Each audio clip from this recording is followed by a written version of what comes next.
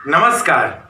आज का जो टॉपिक शुरू करने से पहले एक छोटा सा मोटिवेशनल स्पीच सुनते हैं हम लोग। एक पूरब नाम का लड़का रहता है जो मैराथन दौड़ में शामिल होता आया है, मगर वो हमेशा मैराथन दौड़ पर हार जाता है, कंप्लीट नहीं कर पाता। इस बार उसने प्रण लेता है, इस बार दृढ़ निश्चय करता है कि इस बार मैं मैराथन को कंप्लीट करके ही रहूँगा। जैसे ही वो दौड़ना शुरू करता है, वह कुछ दूर चलने के बाद वह गिरता है और उसके आसपास से सब प्रतिद्वंदी बाहर निकलते रहते हैं, दौड़ते रहते हैं, आगे बढ़ते रहते हैं। मगर उसके मन में विचार आता है कि मैं इस मैराथन को पूरा करूंगा, और वो सोचता है कि क्यों ना मैं दौड़ ना पाऊं मगर मैं चलूंगा जरूर। तो वह खड़े होता है और वह चलना शुरू कर देता है।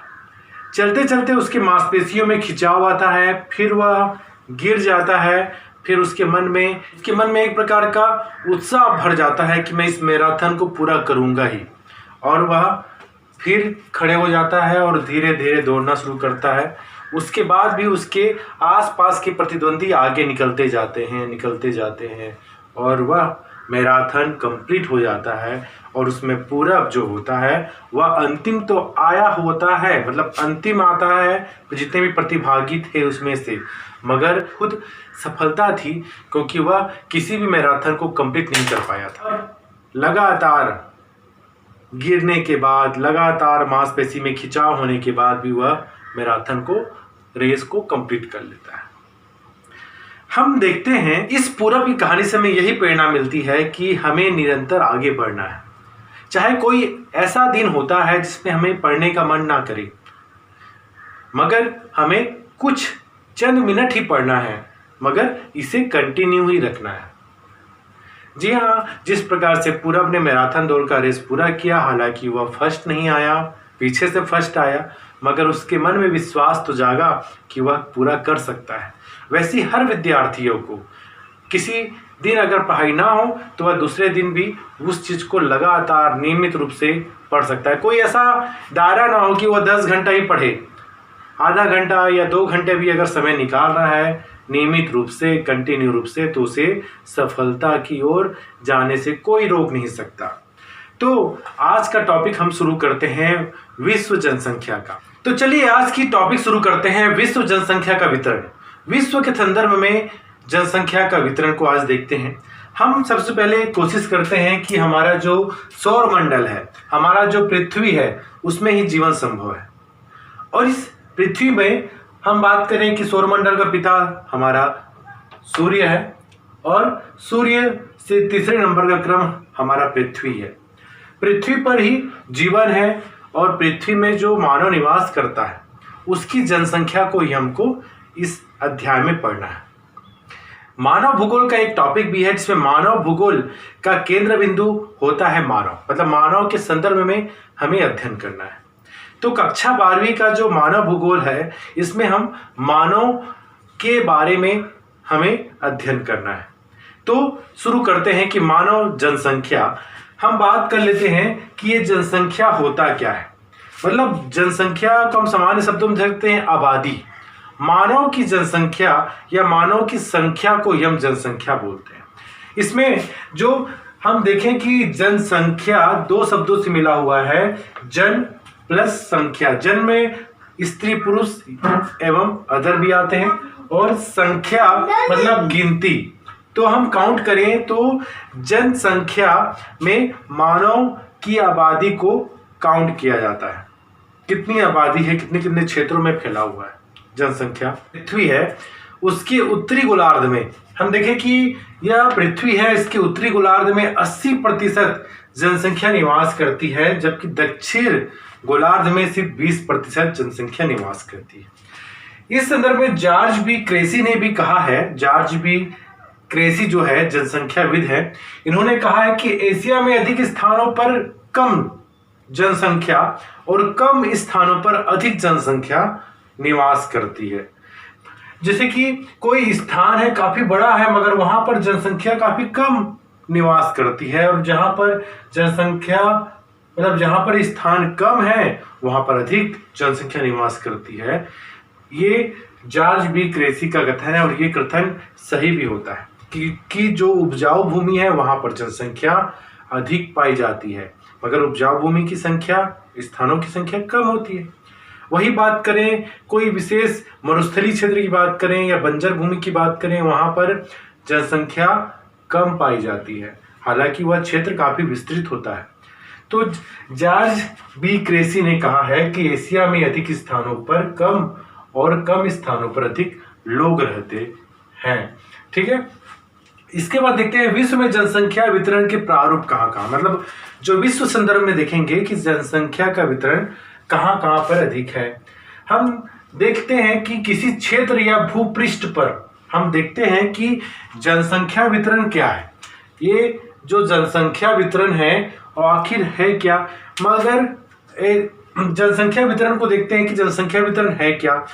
जो जनसंख्या का जो फैलाव है किसी विशेष क्षेत्र में अधिक पाया जाता है, किसी विशेष क्षेत्र में कम पाया जाता है, इसका वितरण को हम जनसंख्या वितरण कहते हैं। देखते हैं किसी क्षेत्र या भूपृष्ठ पर लोग कहाँ किस प्रकार से निवासरत है या वितरित हैं या फैले हुए हैं, तो ये क्या कहलाएगा, जनसंख्या वितरण।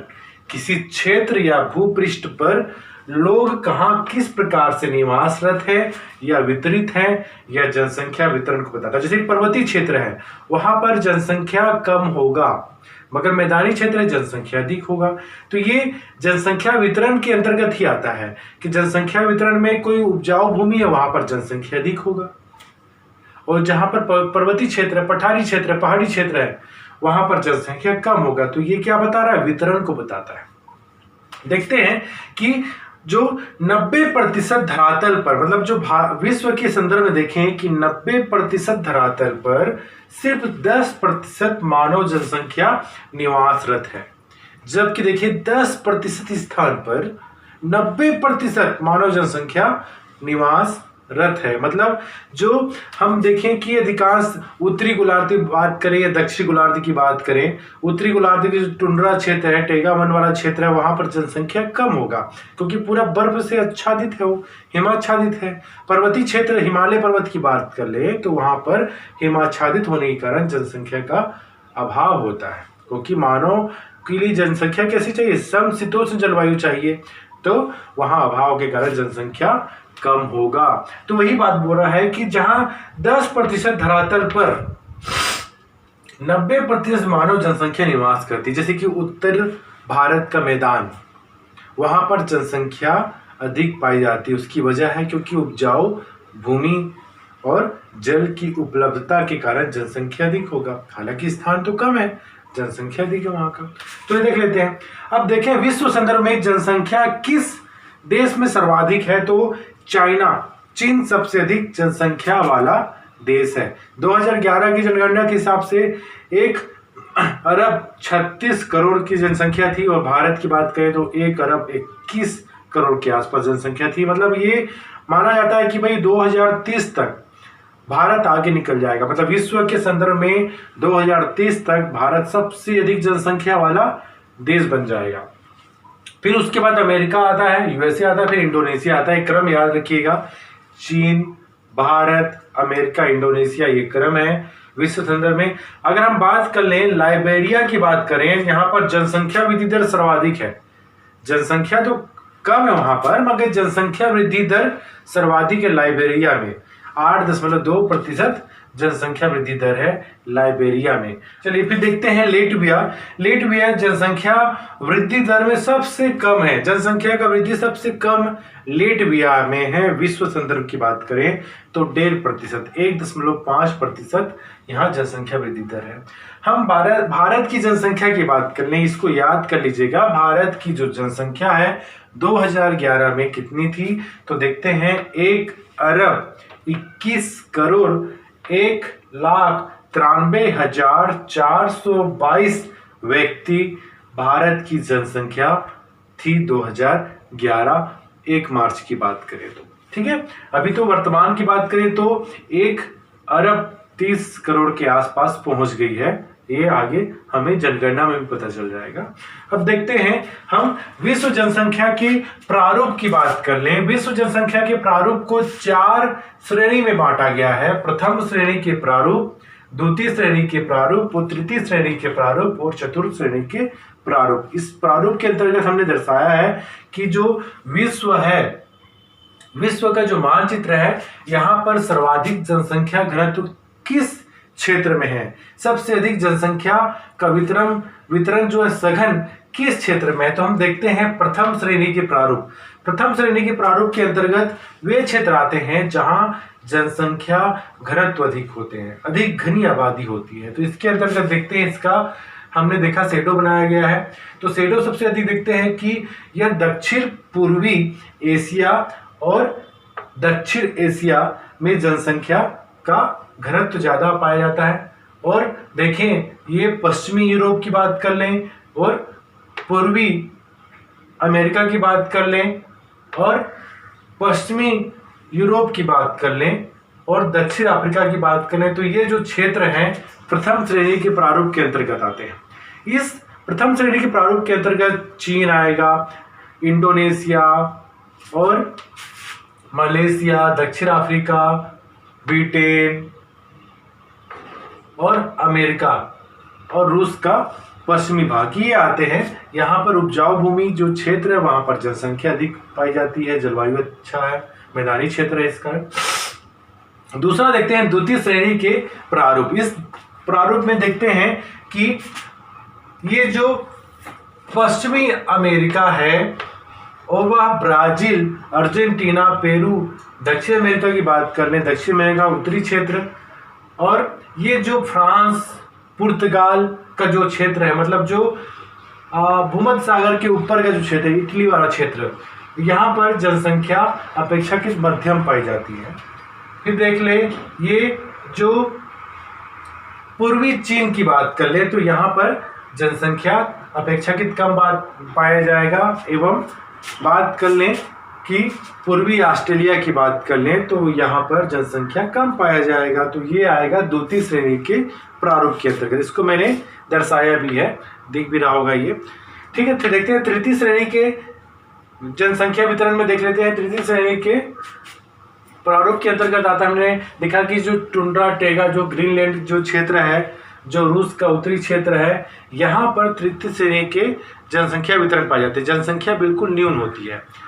और चतुर्थ श्रेणी के अंतर्गत आते हैं मरुस्थलीय क्षेत्र, पर्वतीय क्षेत्र, जहाँ जनसंख्या बिल्कुल होता ही नहीं है। तो ये क्षेत्र आते हैं हिमाच्छादित क्षेत्र। हम बात कर लें दक्षिण गोलार्ध की बात कर लें या अंटार्कटिका की बात कर लें, तो ये क्षेत्र आते हैं चतुर्थ श्रेणी के अंतर्गत। तो हमने देखा कि जनसंख्या वितरण के प्रारूप को 4 भागों में बांटा है, प्रथम, द्वितीय, तृतीय, चतुर्थ श्रेणी।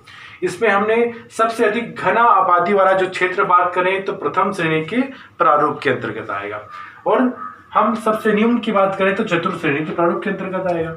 तो इस प्रकार से जनसंख्या वितरण के प्रारूप कंप्लीट हो जाते हैं। तो हमने इसमें देखा जनसंख्या वितरण है क्या। हमने देखा कि विश्व संदर्भ में जनसंख्या का जो फैलाव है या वितरण है, ये इसके अंतर्गत आता है, जनसंख्या वितरण के अंतर्गत। हमने यहाँ पर देखा जनसंख्या क्या है, जनसंख्या में हम किसका अध्ययन करेंगे, हम लोग मानव जनसंख्या का अध्ययन करेंगे, ना कि जानवरों का अध्ययन नहीं करेंगे। हम मानव की जनसंख्या, मानव की आबादी का अध्ययन करते हैं। तो इसलिए होने के बाद देखते हैं जनसंख्या घनत्व। जनसंख्या घनत्व की बात कर लें तो धरातल पर प्रति वर्ग किलोमीटर में मौजूद व्यक्तियों की संख्या को जनसंख्या घनत्व कहते हैं, है ना। धरातल पर प्रति वर्ग किलोमीटर में मौजूद व्यक्तियों की संख्या जनसंख्या घनत्व कहलाती है। तो ये जनसंख्या घनत्व है। प्रश्न पूछा जाता है जनसंख्या घनत्व है क्या, तो इसमें आपको सूत्र भी बता देना है कि जनसंख्या घनत्व का सूत्र बोले तो कुल जनसंख्या बटा कुल क्षेत्रफल, ठीक है। तो भारत का जो जनसंख्या है वह कुल जनसंख्या कितनी है, 1,21,91,422 है और 32,87,263 किलोमीटर है, वर्ग किलोमीटर।